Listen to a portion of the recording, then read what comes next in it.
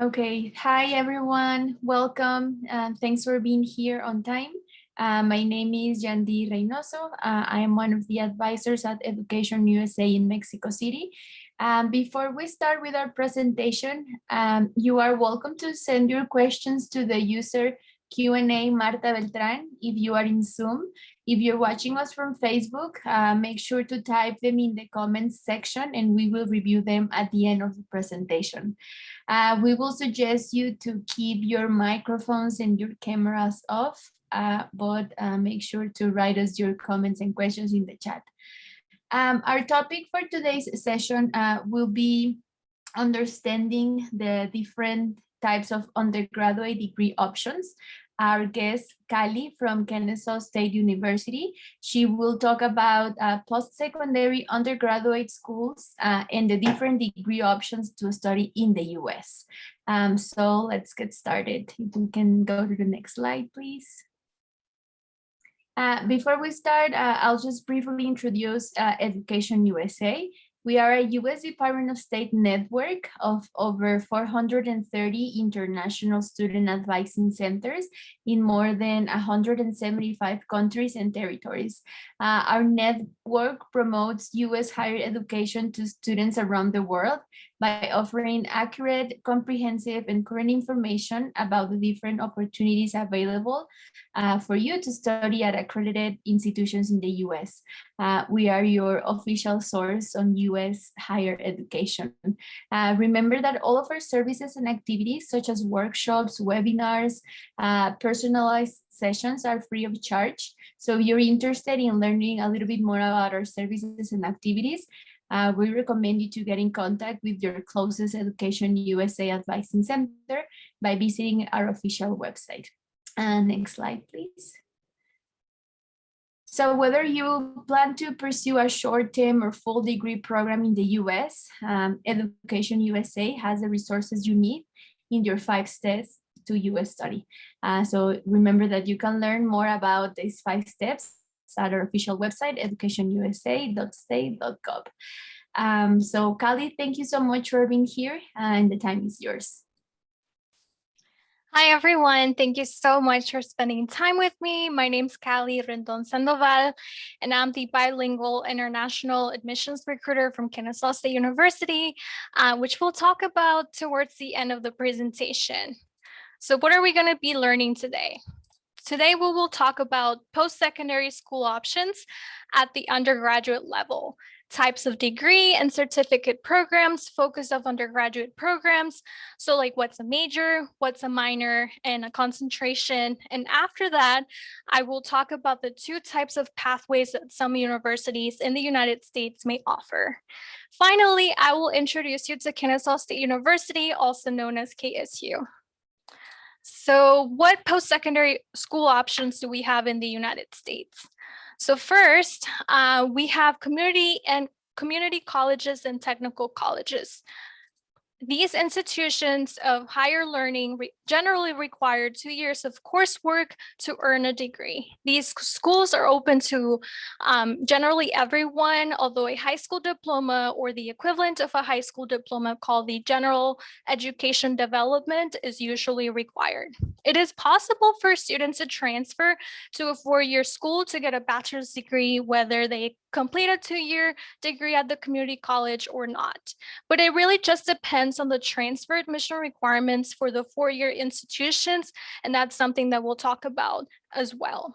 So here are the types of 2-year institutions. First, we have the public technical college.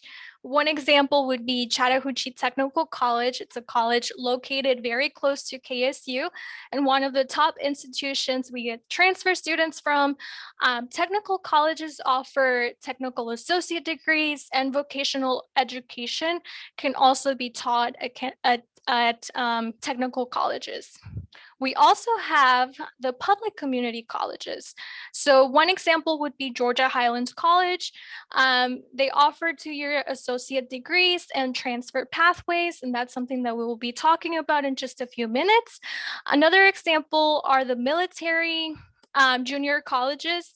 One example that I have is Georgia Military College that has multiple satellite campuses across the state where I live. They also offer associate degrees, online degrees, and course transfer agreements with four-year institutions. There are also private for-profit community colleges that offer diploma programs, continuing education, and vocational programs like English as a second language programs. But one thing you should keep in mind is that transfer credits from these for-profit schools are not always guaranteed. So just be very, very careful about that. And lastly, we have the schools that only focus on vocational learning. So one example would be like a beauty school. So now let's talk about four-year colleges and universities. Four-year institutions usually feature sizable campuses and a wide variety of research and program offerings like undergraduate degrees, graduate degrees, and doctoral degree programs. So here are the types of institutions. First, we have the comprehensive universities like Kennesaw State University. We offer bachelor's degrees, master's degrees, pre-professional programs like, let's say, pre-medicine, and also doctoral programs. Then we have the research institutions that focus on research and innovation. So one example would be Georgia Tech or Georgia Institute of Technology. They offer a full range of academic programs in undergraduate, master's, and doctoral programs. We also have state universities. They're essentially almost the same as the comprehensive universities. The main difference, though, is that they don't focus so much on research as their mission. State colleges, I have one example, Dalton State College. They offer a variety of bachelor programs, but they may also offer a few associate degree programs as well. There are also non-religious private colleges and universities like Savannah College of Art and Design, also known as SCAD. They offer bachelor's and master's programs in art-related fields, for example. We also have, finally, we have religious colleges. One example I have here is Emmanuel College that for the most part offers bachelor's, graduate, and professional degree programs, but they focus on the liberal arts. So let's talk briefly about the structure of a four-year university. Typically, they have high enrollment numbers, and they may have more than one campus. Each campus may be comprised of several colleges, schools, and academic departments. So just as an example, here at KSU, we have 11 colleges that split into two campuses. One of the colleges is the College of Humanities and Social Sciences. This college has a School of Government and International Affairs that features majors like in political science and master's programs like Master of Science and International Policy Management, which is the program that I'm actually doing right now. And this college also has a Department of Foreign Languages that features Bachelor of Arts in, let's say, for example, Korean, Modern Language and Culture.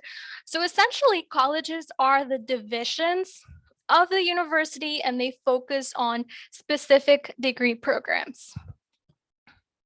Now that we know the difference between two-year colleges and four-year colleges and universities, let me explain to you the types of certificate and degree programs offered in higher education. So first, we have certificates and diploma programs. Certificates are very specific programs that only cover what's needed for a specific job or a profession. So they don't give as broad as an education and may not be as helpful when it comes to applying for jobs as a degree program in the same field would be. Certificates can be standalone or embedded. Standalone is like when you get a certificate in web design, because you are an interior designer, so you get this certificate in web design from a continuing education school, or you may get a certificate of completion in English as a second language because you want to improve your English skills. But certificates can also be embedded into a degree program. And they're intended to encourage students to use elective requirements in their degree program to form concentration of coursework in a specified area. So for instance, here at KSU, you could get a certificate in music and entertainment business while pursuing a bachelor's in public relations or another field. Next, we have diplomas. They're usually focused on vocational and occupational learning. The main focus of diplomas are the skills portion that the programs are enforcing. So whereas the academic traditional programs that we will talk about in just a few minutes, they also focus on general education requirements, but the diploma programs would not. One example would be getting a diploma from Chattahoochee Technical College, let's say in about a year after you graduated from high school, and you get it in automotive technology because your dream job is to become a mechanic. So next, we have associate degrees. So an associate degree is an undergraduate academic degree program awarded after completing a 2-year college. So essentially, this level of qualification is basically between a high school diploma and a bachelor's degree. So you could get an Associate of Arts in something like history, or an Associate of Science in computer science, or Associate of Science in chemistry from a college that I previously gave as an example, like Georgia Highlands College. Or you could get an Associate of Applied Science in cybersecurity from Chattahoochee Technical College. Basically, an Associate of Applied Science is for students who intend to use that degree to enter the workforce immediately after obtaining this degree. An Associate of Arts or an Associate of Science can also be for people who immediately want to enter the workforce. But for the most part, most students who get an AA or an AS want to continue their education towards earning a baccalaureate degree program. So speaking of baccalaureate degree programs, let's talk about bachelor degrees. So a bachelor's degree or a baccalaureate degree program is an undergraduate academic degree awarded after completing your 4-year studies.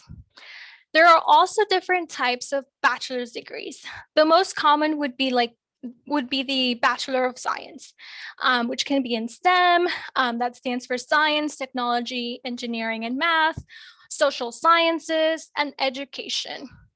A Bachelor of Science could be let's say, for example, in nursing, but then they will call it a BSN, Bachelor of Science in Nursing, or a Bachelor of Science in Information Technology, and then they would call it BSIT.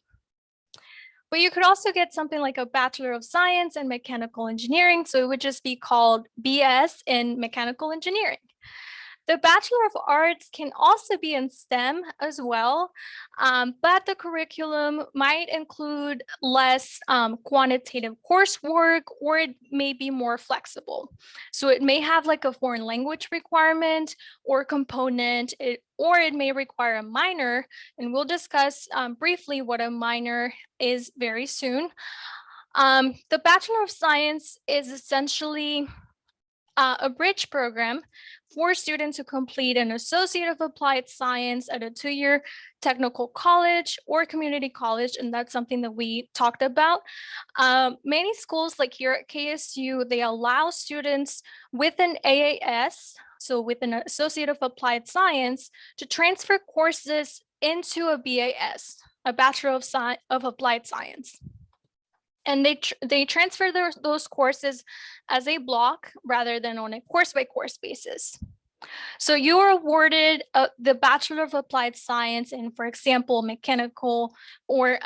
manufacturing operations or information technology.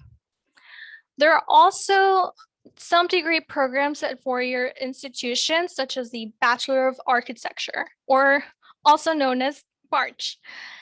This is a 5-year professional degree with a curriculum that prepares graduates for the practice of architecture.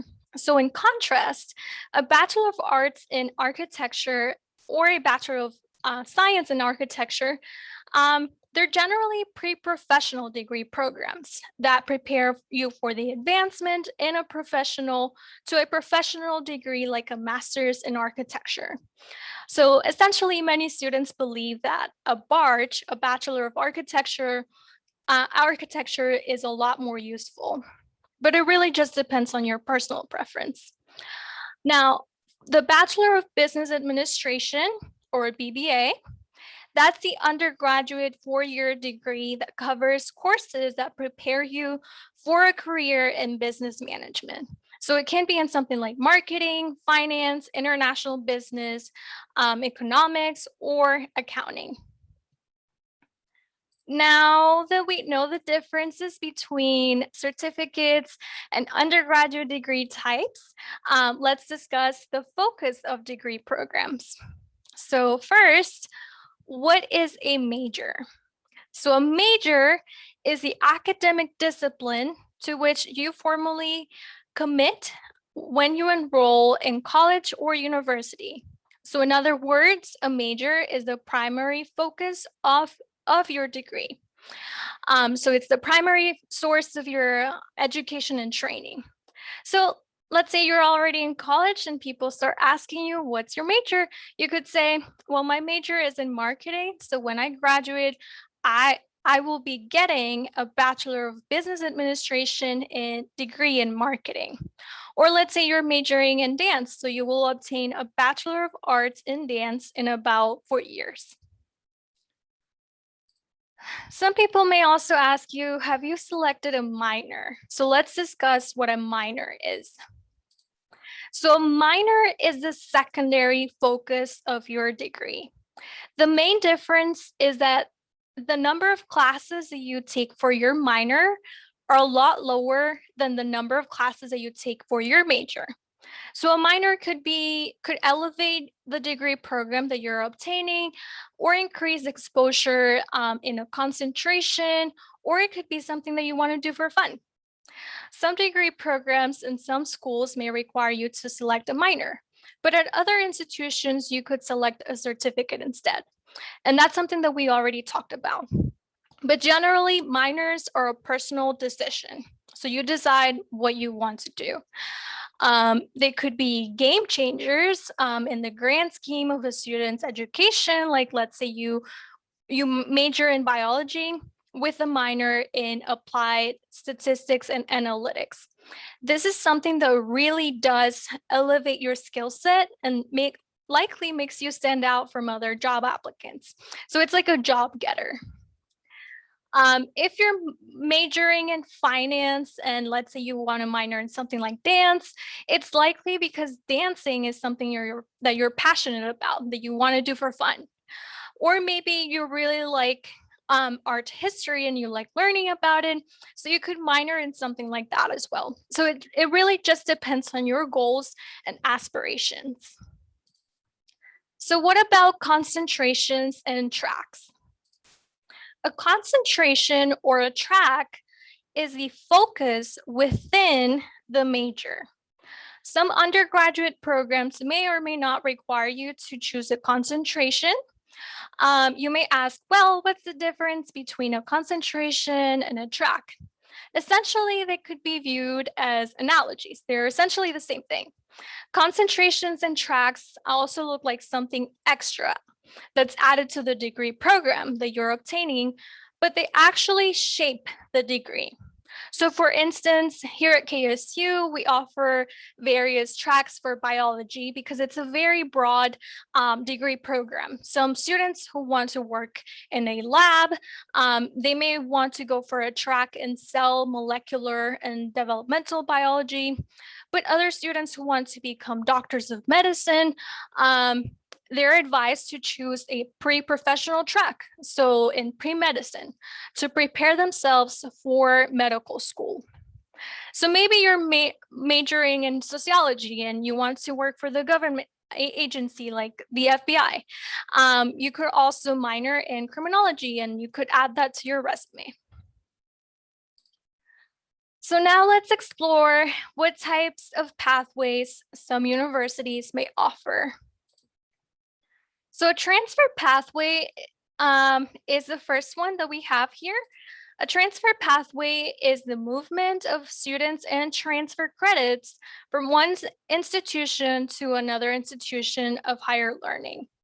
One thing to remember is that it's always crucial that you contact the institution you want to transfer to regarding the transfer admission requirements, because they're very different from one institution to another. So briefly, let's discuss the types of transfer pathways. So first we have vertical transfer that happens when students transfer from a community college to a four-year university. This is the most common type of transfer pathway. Then we have horizontal transfer. This is when students transfer from one four-year university to another four-year university because maybe the latter is the institution where they want to graduate from. A reverse transfer is when students start at a four-year university and then they transfer to a two-year community college. It's not very common, but it may happen because maybe your overall goal changes and you only want to obtain a two-year degree, or let's say it's for financial reasons, or because you want your classes to be smaller in size. Now let's discuss the accelerated pathways. This is something that I'm really looking forward to sharing with you. An accelerated pathway is an advising pathway offered at some four-year institutions. They allow high potential eligible students to combine their undergraduate, so that's their bachelor's, and graduate, so that's their master's courses. Universities give these accelerated pathways different names. Like here at KSU, we call it double owl pathways. But other universities may call it something like BS, MS degree programs, or accelerated 4+1 programs. The important thing to remember about accelerated pathways is that when the graduate coursework allows for the completion of your undergraduate degree. So you get the opportunity to satisfy the remaining requirements for the completion of your bachelor's degree as you begin your master's degree program. So it's like you're working on both of these degrees simultaneously. But please be aware that the accelerated pathways or programs they're generally gated. So this means that they have higher program admission requirements and standards than the regular admission requirements for entrance to the university. So overall, my advice to you is that you talk to an admissions counselor or an academic advisor once you are already admitted to the university, so you can explore all these different types of academic options that your university that you chose offers. All right, so now I am going to introduce you to my university called Kennesaw State University. Besides working for KSU, I also got my Bachelor of Science from KSU in Communications, and now I get to tell you all the great benefits about KSU, and I'm also currently a graduate student at KSU. So first, let me tell you some quick facts about KSU. KSU is one of the 50 largest public institutions in the United States and the second largest in the state of Georgia, with now more than 41,000 students. It may not seem like we have so many students on campus because the average student to faculty ratio is 21:1, and you will notice that many of your classes will begin to get smaller and smaller as you begin taking courses more specific to your major. We do have 18 NCAA Division I sports teams, including volleyball, basketball, track and field, football, tennis, and yes, even American football. All the sporting events are included in your student fees, so you can go support our Owls. We're also an incredibly diverse university, having more than 700 international students who represent more than 96 countries. If you like being involved, at KSU, we have more than 300 student organizations that you can be a part of, including sororities, fraternities, and recreational clubs. And my favorite fun fact is that our food is delicious. Our dining facility is currently ranked number 5 in the country. And a cool thing is that we have a dining station that celebrates international cuisine because we understand that some cultures from around the world have different dietary restrictions or preferences. So now let's look at our international student profile, just to give you an idea where the average international student comes from, academically speaking. So the average GPA for international students was a 3.16, and the average SAT was an 1134. Keep in mind that these are not the minimum requirements to become a student. We'll talk about those in just a few minutes. On the right side, you'll see that the top programs for our international students are computer science, mechanical engineering, nursing, accounting, and management. But of course, we have students majoring in all the programs that we offer here at KSU. On average, our international students are coming from Mexico, South Korea, Nigeria, India, and China, as well as many other countries from all the continents. And we're pretty evenly split gender-wise. This world map here just helps you visualize that here at KSU, we have students from almost every corner of the world. So where in the United States is KSU located? So we are located in the southeast coast of the continental United States in the state of Georgia. So it's actually very close to Atlanta, Georgia. We're about 35 minutes away from downtown Atlanta, home to Fortune 500 companies, like where a lot of our students get to do co-ops, internships, and job shadowing so they can get that hands-on experience that they need before earning their degrees.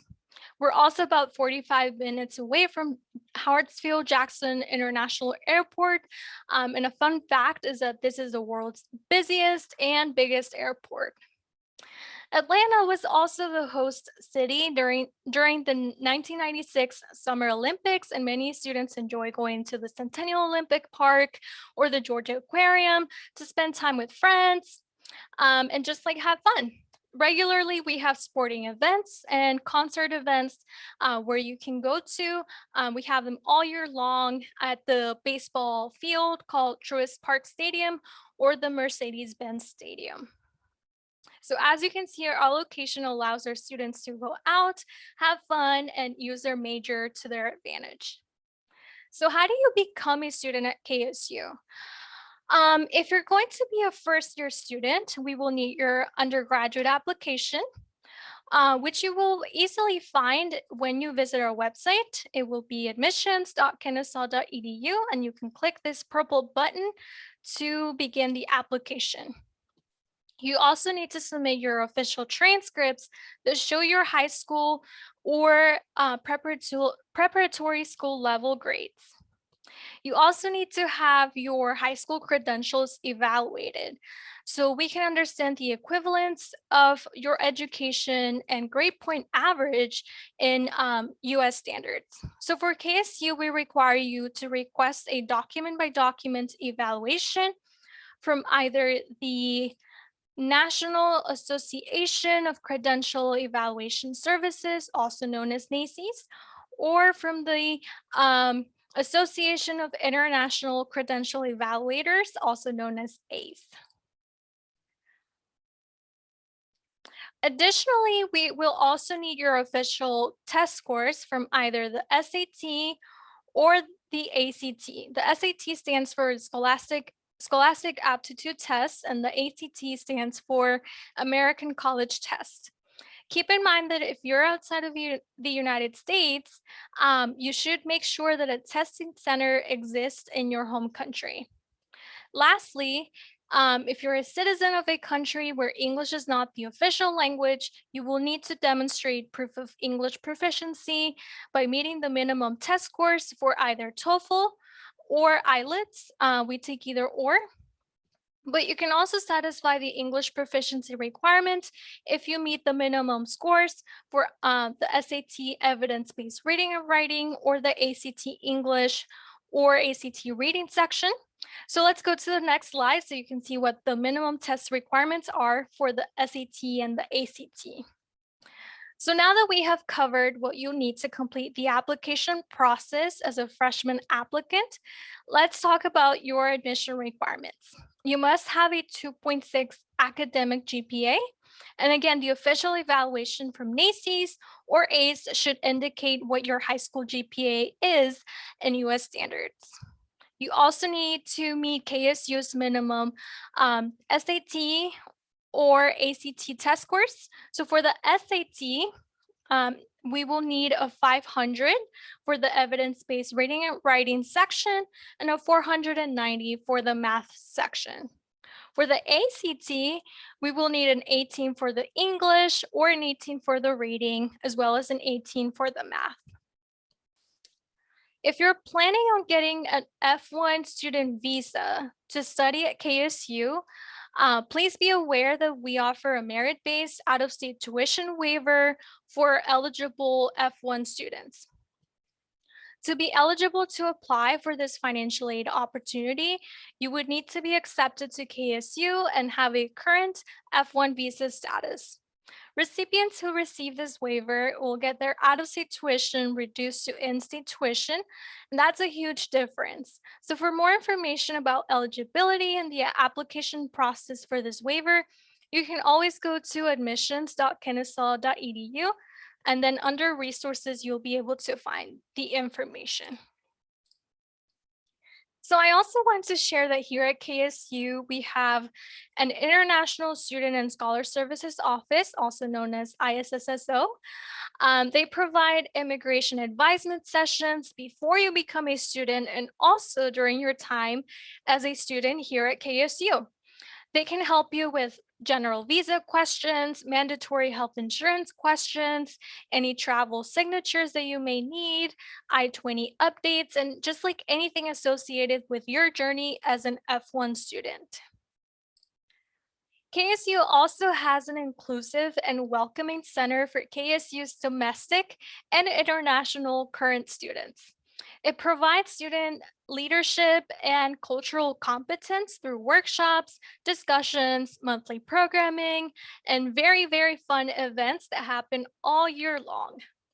The Global Village also has a very cool space where you can meet friends, study, and also have lunch with other people and just like network with a lot of other students. So when you get the chance and you're here in Atlanta, please visit our beautiful campuses. We do offer in-person campus tours as well as a virtual campus tour experience.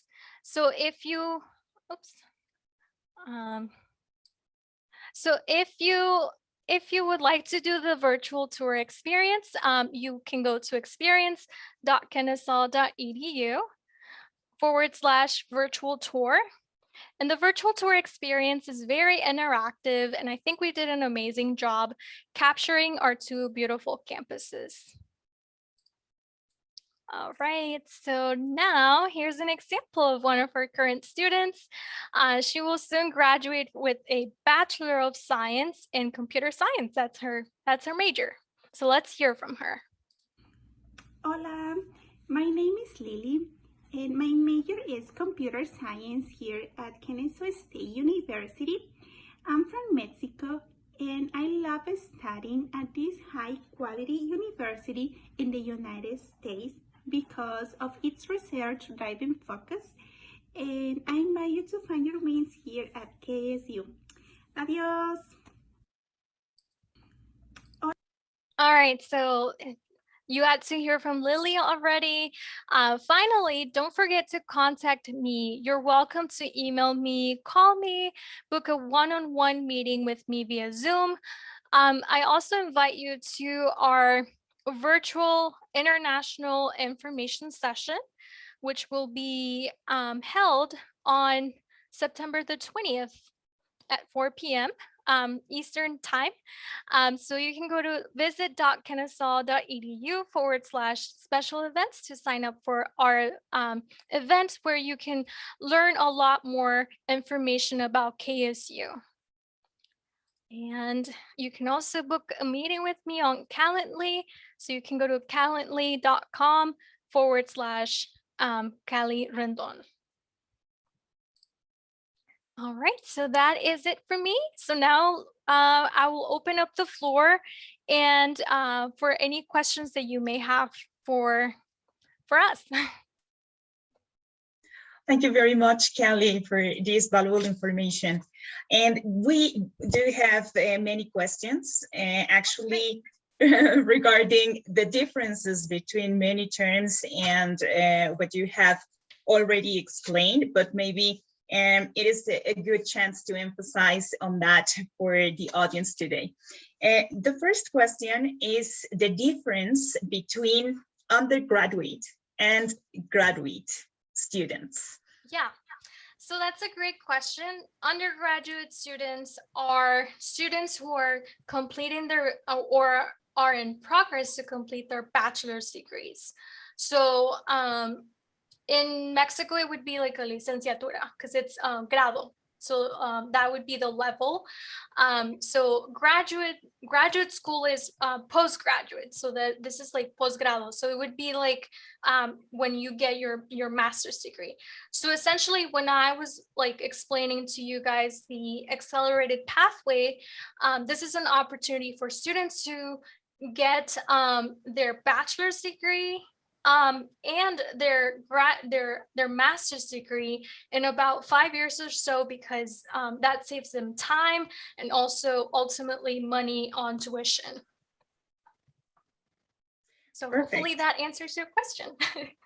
Definitely. I think that everything is very clear for them about undergrad and grad students. Mm-hmm. And remember also that when you find information about sessions, topics, and so on, you will find also the abbreviation of UG for undergraduate and just the G for graduate or grad. Yes. Another question, Kelly, is actually what's the main difference between a community college and a technical college? If they are very similar, or actually the main difference between these two? So the main difference between these two is that a community college, actually a technical college, offers technical associate degree programs. So it could be something like, let's say, for example, automotive, in like if you want to become a mechanic, they offer a technical degree on automotive technology. And the community colleges, they offer transfer pathways. So they basically offer similar majors that a four-year institution may offer, but they're basically preparing you to go to a four-year institution. So you will be taking classes in general education requirements, whereas in the technical degree programs, you may not have to take as many general education requirements. So that's the best way to explain it. Perfect. So then, Kelly, for instance, a technical college and vocational, they don't have the option to transfer, only the community colleges, so to say. So the technical schools, they should have opportunities for transferring, but the difference is that some technical degree courses may not transfer over to the four-year institutions. So it's always very important that you consult with your academic advisor at the technical college and also at the four-year institution, so you can make sure that there are course equivalencies for the technical degree courses, generally they only take general education requirements. So those would be like your core classes. But it's always important to check with both of them because they may offer they may, like I mentioned earlier, they may have a BAS program, a Bachelor of Applied Science, which essentially would allow you to transfer your Associate of Applied Science that you obtained at a technical college, so you can transfer all those courses as a block rather than on a course-by-course basis. So there's no need for the four-year university to look into the courses, the specific courses that you took, because some of them, again, may not transfer over. The vocational colleges, generally, they don't have the traditional, they don't offer the traditional general education courses. So it's always a good thing just to be on the safe side. That you check with the four-year institution if they allow you to transfer courses from the vocational college. Generally speaking, they may tell you that the courses do not transfer over, like they don't have transfer course equivalencies for these courses, but I mean, it would depend from one institution to another. So for here at KSU, we would not take courses from a vocational program like a beauty school because they're not general education courses. They're very focused on the profession or the job, which is beauty, or someone who is a beautician or something like that. So I hope that answers your question. Perfect. Thank you, Kelly. And in this case, there is another question. So how to translate, or which is the equivalent in Spanish, for instance, and in the Latin American or Mexican system of education? For instance, here in the community colleges, technical colleges, and vocational ones, is that a carrera técnica for all of those? Essentially, yeah. But in the United States, carrera técnica or technical degrees would be, in the US, they're higher education. So it's not the same in Mexico, because I know that some people are able to get carrera técnicas when they're in the secondary level, which is like their bachiller, right? So so in the US, it's a little bit different. You have to go to a technical school once you graduate from a high school. So it would be a little bit different. It's technical degrees are still at the higher education spectrum. And the vocational one is the same? Vocational ones, generally, they do ask for GEDs as well, or high school, the equivalency of a high school diploma, but they also may not. But generally, it's students who want to pursue a vocational program. They also do it after they complete their high school studies. Perfect. Thank you, Kelly. Another question is if this kind of institutions, the two-year institutions, talking about the community colleges again, and the vocational ones and technical ones, are all of those public institutions, or maybe they can find any private institution among this? Yeah, so not all of them are private, not all of them are public. Generally, you do have to make sure if it says that they're a technical college, most likely they are public. Also, if it's a community college, it's also likely that it is a public institution. The private institutions would have just like a name, like, let's say, for example, Interactive College of Technology. I use that as an example. They're a for-profit institution, so they offer technical degrees and also vocational degrees. But it really just it really just comes down to you doing your own research to find out if the institution is public or private. But generally, you could tell with just looking at the name. Like, for example, I used as an example Chattahoochee Technical College. This one is a public institution, but the Interactive College of Technology, you can tell that it's a different name, and like they don't have the word technical in there. They have Institution of Technology.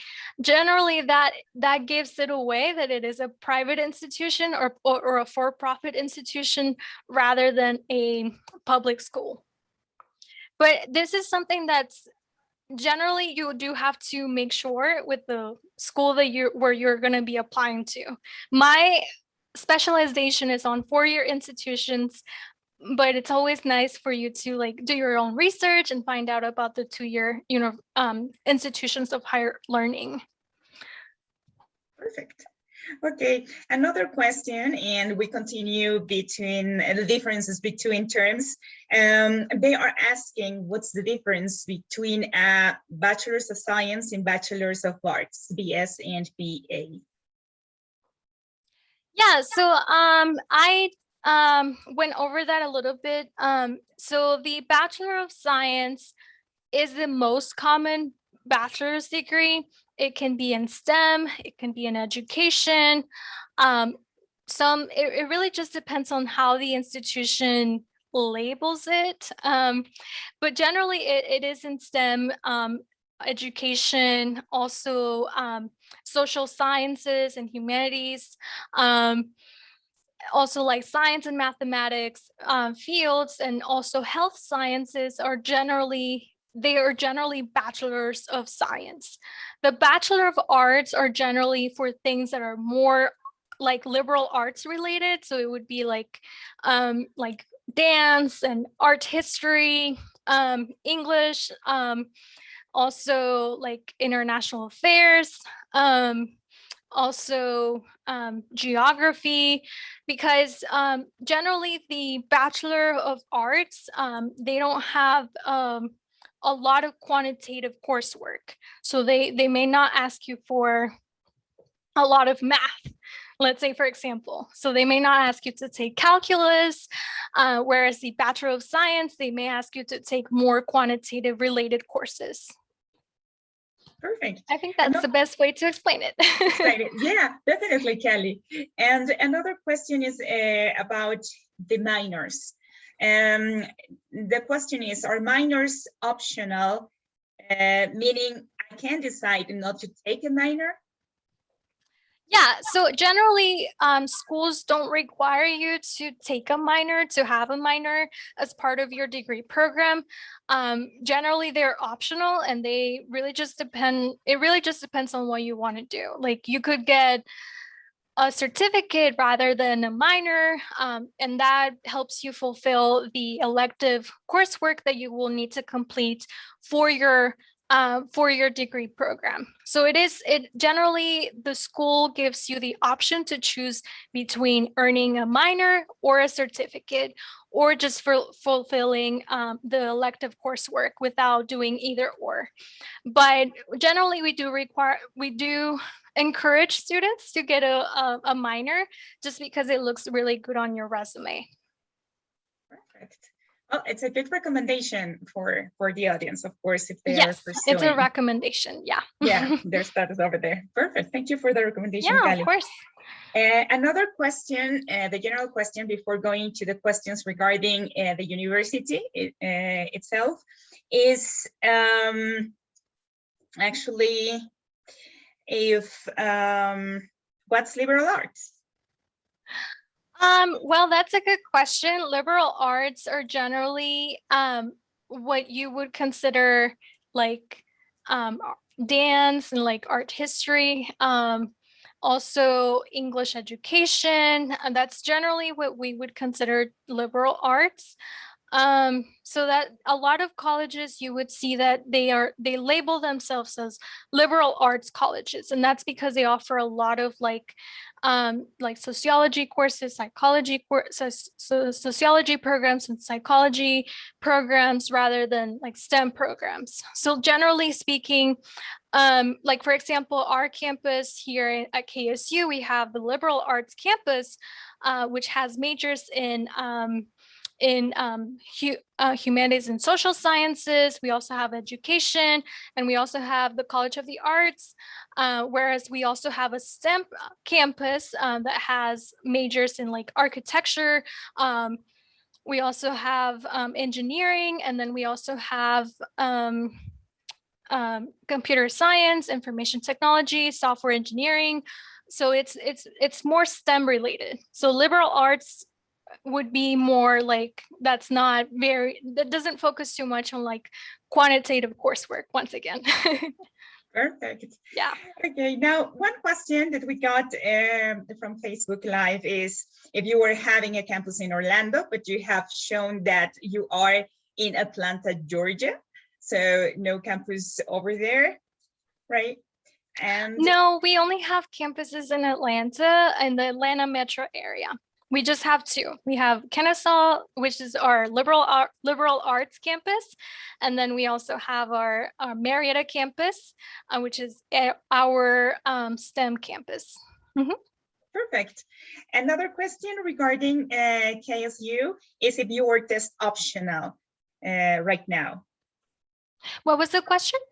If you are test optional. The ACT is optional, or is no, it a the requirement? ACT and the SAT is not optional anymore. You do Nothing. have to provide SAT results to us if you're planning on seeking admission for the terms spring 2022 and beyond. So anything beyond spring 2022, we will ask you to submit test scores for SAT or ACT if you're seeking admission for those terms and beyond. Perfect. Mm-hmm. And the last question is about FAFSA. What's FAFSA?